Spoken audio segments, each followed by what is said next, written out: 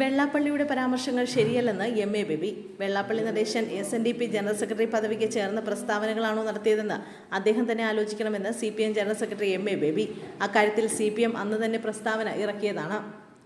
അദ്ദേഹത്തെ കാറിൽ കയറ്റിയതൊക്കെ യാദൃച്ഛികമായി നടന്നതാണ്. അന്ന് മുഖ്യമന്ത്രി കാറിൽ കയറ്റിയില്ലെങ്കിൽ അതും വിവാദമായേനെന്നും എം എ ബേബി പറഞ്ഞു. കോഴിക്കോട് മീറ്റ് ദി ലീഡർ പരിപാടിയിൽ സംസാരിക്കുകയായിരുന്നു എം എ ബേബി. പേരാമ്പ്ര വിഷയത്തിൽ TP രാമകൃഷ്ണൻ നടത്തിയ പരാമർശം മാധ്യമങ്ങളുടെ ശ്രദ്ധയിൽപ്പെടണം. നടത്തപ്പെട്ട പ്രതികരണം തന്റെ അറിവോടെയല്ല എന്നാണ് അദ്ദേഹം പറയുന്നത്. മതമാണ് പ്രശ്നം എന്നൊരു ലീഗ് നേതാവ് പ്രസംഗിക്കുന്ന കേട്ടു.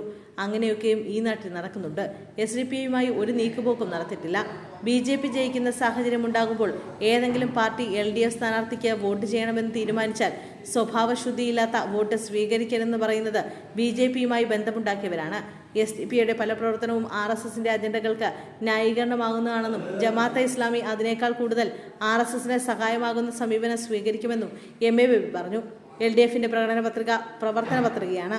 BJPക്ക് കേരളത്തിലെ പ്രകടന പത്രികയിൽ എന്തും പറയാം. UDF നേരിടുന്നത് അസ്തിത്വ പ്രതിസന്ധിയാണ്. ലീഗിൽ ആഭ്യന്തര പ്രശ്നം നടക്കുകയാണ്. വനിതാ ലീഗ് ജനറൽ സെക്രട്ടറി രാജിവെച്ചു. ന്യൂനപക്ഷം LDFിൽ നിന്നും അകന്നു പോകണമെന്ന തരത്തിൽ ആഖ്യാനം ചമയ്ക്കുകയാണ്. BJP ഡീൽ എന്നാണ് ആരോപണം. തദ്ദേശ തെരഞ്ഞെടുപ്പിൽ കൊല്ലം, തിരുവനന്തപുരം കോർപ്പറേഷനുകളിൽ UDF BJP ഡീൽ നടന്നിരുന്നു. ജനസംഘകാലം മുതൽ കോൺഗ്രസ് ബന്ധമുണ്ടാക്കിയിരുന്നു.